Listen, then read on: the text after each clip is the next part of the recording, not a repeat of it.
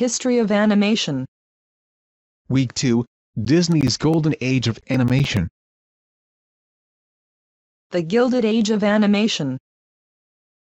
A period in animation history that began with the advent of sound cartoons in 1928 and continued into the early 1960s when theatrical animated shorts slowly began losing to the new medium of television animation. Mickey Mouse. The inspiration for Mickey has never been clear. Walt Disney said that he came up with the idea on a train ride back to Los Angeles. Some animation historians claim that Hub-Iwerks created Mickey and he should be the one to receive credit for the creation of Mickey Mouse. In 1920, Plane Crazy became the first entry into the Mickey Mouse series, however it was not released and failed to gain a distributor. The second Mickey Mouse cartoon, The Gallopin' Gaucho, also failed to gain attention of the audience and a distributor. Walt knew what was missing: sound. Walt decided that the next cartoon, Steamboat Willie, would have sound. Steamboat Willie was not the first sound cartoon. The Fleischer brothers had produced song cartoons since 1926. However, they failed to keep the sound synchronized with the animation. So Walt arranged a special preview screening with the music and sound effects being played live behind stage through a microphone. The Steamboat Willie test screening was a success and managed to gain a distributor. However, the first attempt to synchronize the sound with the animation was a disaster, with the timing being all wrong. Disney later learned that it was easier to record the dialogue, music and sound effects first and animate to the sound.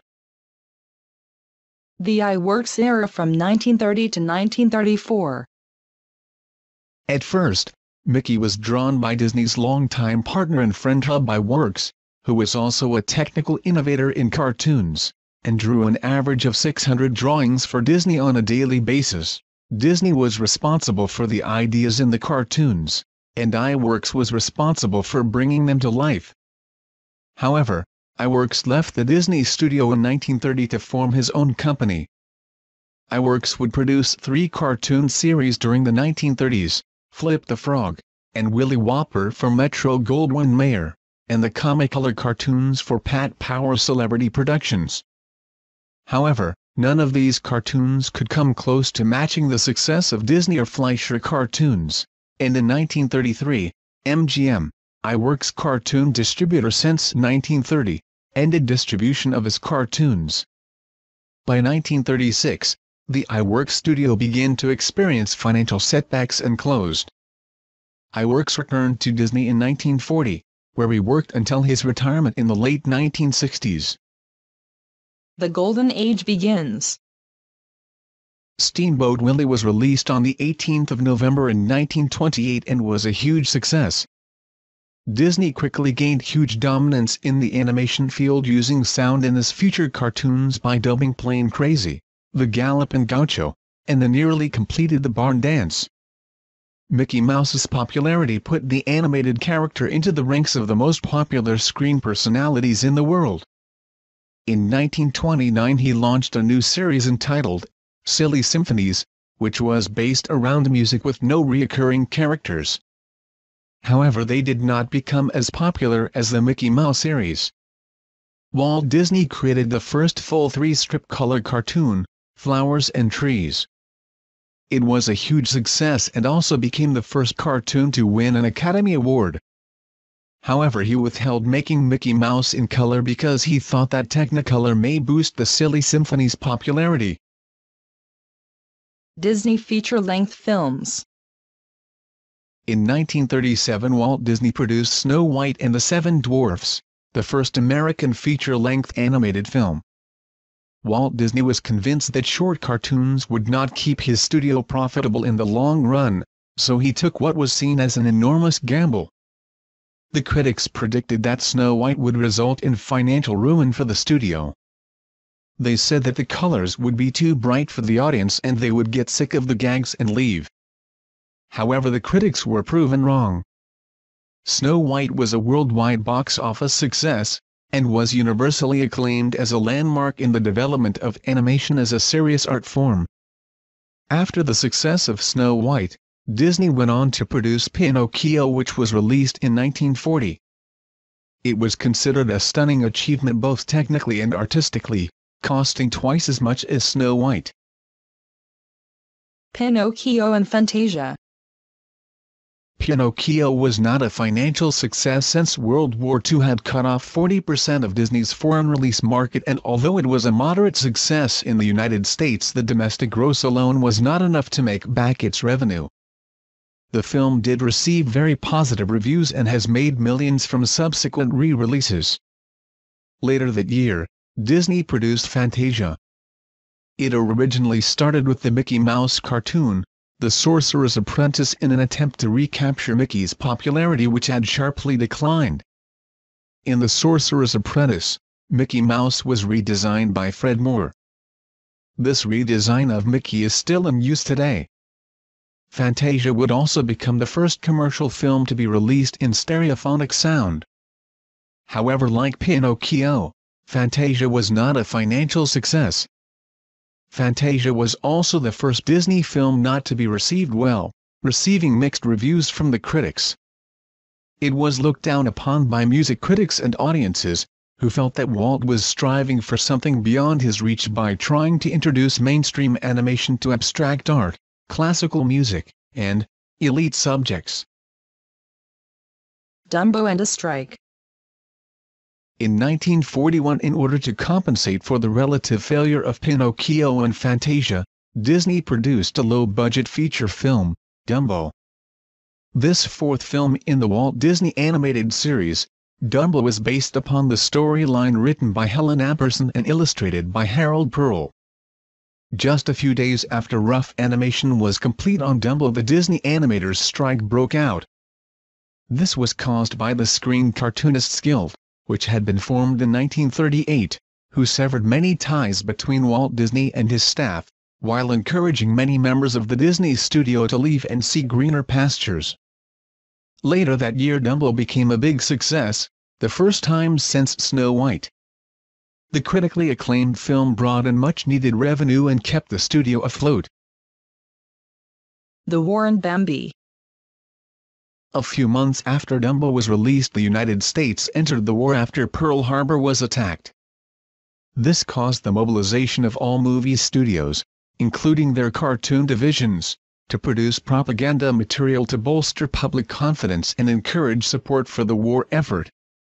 The war, along with the strike, shook Walt Disney's empire, as the U.S. Army had seized Disney's studio as soon as the U.S. entered World War II in December 1941. The only feature film that was allowed to continue production was Bambi, which was released in 1942. Bambi was groundbreaking in terms of animating animals realistically. However, due to the war, Bambi failed at the box office and received mixed reviews from the critics. This was to be short-lived, as it grossed a considerable amount of money in the 1947 re-release. The 40s and Song of the South. Further Disney feature films of the 1940s were modestly budgeted collections of animated short segments put together to make a feature film. These began with Saludos Amigos in 1942, and continued during the war with The Three Caballeros in 1944, and after the war with Make Mine Music in 1946, Fun and Fancy Free in 1947, Melody Time in 1948, and The Adventures of Ichabod and Mr. Toad in 1949. For the feature films, Mickey and the Beanstalk, Bongo, and Wind in the Willows, he condensed them into the package films, Fun and Fancy Free, and The Adventures of Ichabod and Mr. Toad, since Walt feared that the low-budget animation would not become profitable. The most ambitious Disney film of this period was the 1946 film Song of the South, a film blending live action and animation which drew criticism for accusations of racial stereotyping in later years. Disney in the 50s. Walt Disney never lost interest in animation despite expanding into live action during the 50s. He was always present at story meetings, here they needed him the most. In 1950, Disney produced Cinderella. Cinderella was an enormous success, becoming the highest-grossing film of 1950, and would become Disney's most successful film since Snow White and the Seven Dwarfs and Disney's first single narrative feature film since Bambi. In 1951 he released Alice in Wonderland, a project he had been working on since the late 1930s and had shelved during the war. Alice in Wonderland was only moderately successful and received mixed reviews from the critics.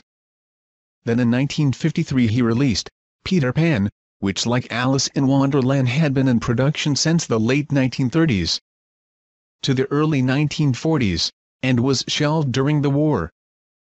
However, unlike Alice, Peter Pan was a big success both critically and financially.